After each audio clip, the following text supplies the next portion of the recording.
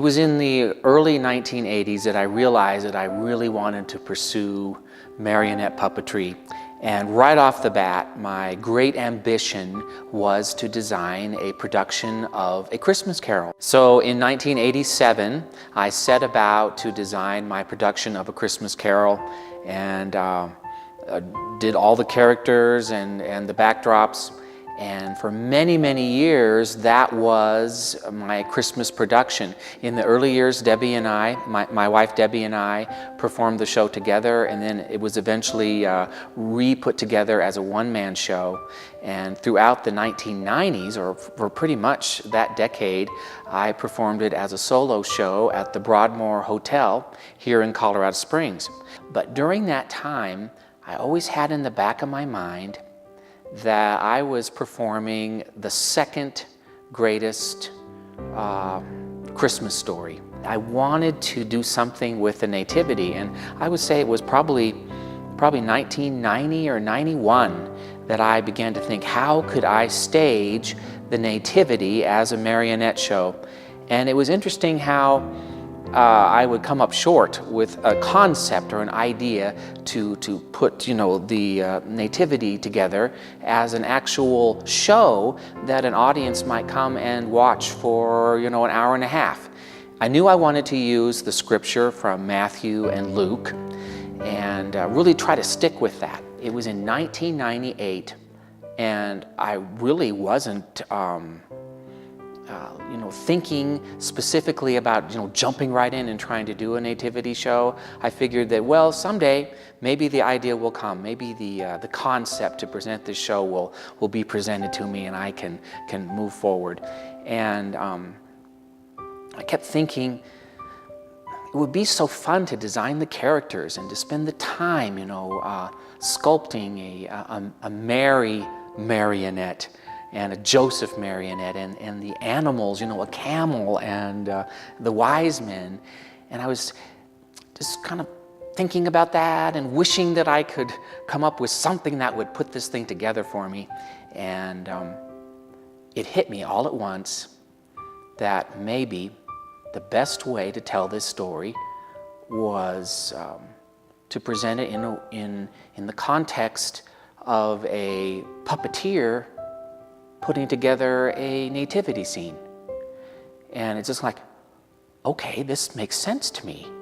It'll be a very personal approach because I am going to design these characters all at once, this fictional context to present the nativity story from Matthew and Luke just was there before me.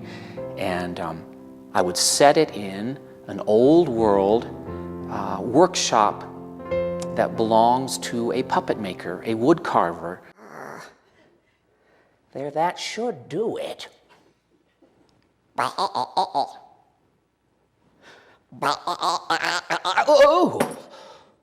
forgive me. Oh, well, I didn't hear you come in. Oh, I so rarely receive guests at this time of night. Oh, you must have seen my light still on, and oh, no closed sign in the window. Lately, I've been forgetting to put it up. Oh, where? Oh, here it is. In a box of scraps. Well, if this continues, perhaps I'll just have to repaint it and use it as a prop. Oh, yes, oh, but welcome. Well, you must be on quite a search to be out at this time of night. It's a Christmas search, no doubt. My character of the puppet maker is a rather insecure wood carver who has this great ambition of expressing his heart and his love for the Christmas story through his nativity scene. And so as the play unfolds and the audience, in a sense, is visiting his workshop, he's talking about how it worked out for him to design these characters for a music festival that is being planned in this little village that he lives in, this little old world sort of Bavarian village. But as my play unfolds, the Gospel of Luke and the Gospel of Matthew and passages from Isaiah and Proverbs are all woven into his talking to this person, which is the audience that has come and is in on his night before the concert. So the whole thing's set on Christmas Eve. So it's all interwoven together. And this context allowed me to present basically the entire nativity passages in Matthew and Luke, but give it a context that allowed the audience to see it in a personal way along with this puppeteer. Do you know what the word marionette means?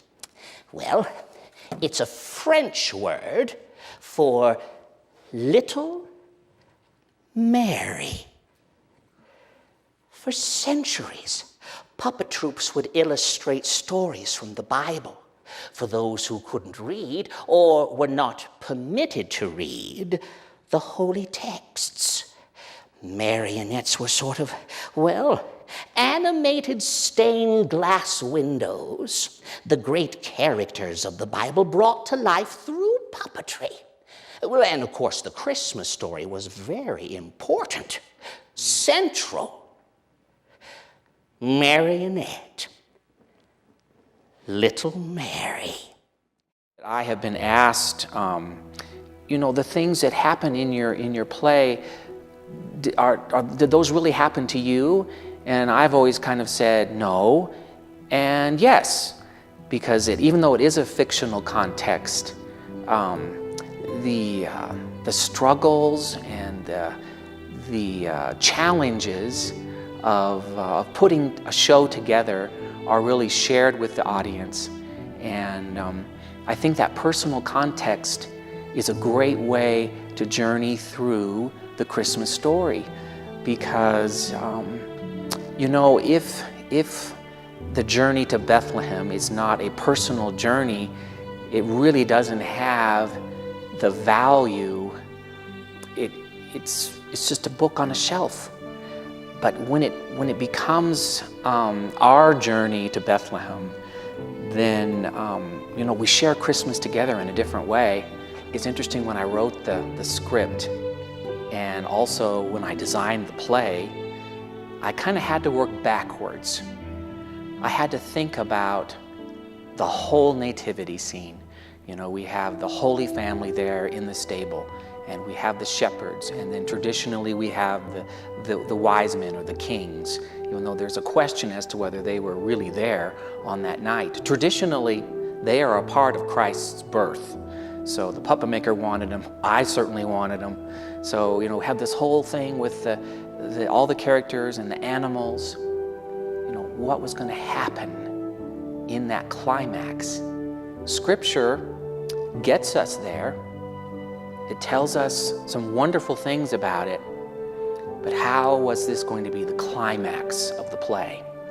And this actually ended up being the most exciting thing about this show to me, but something that I can't say because it would be a spoiler, a big spoiler. So I can't say, but the climax is the fulfillment of all that Christmas is to me.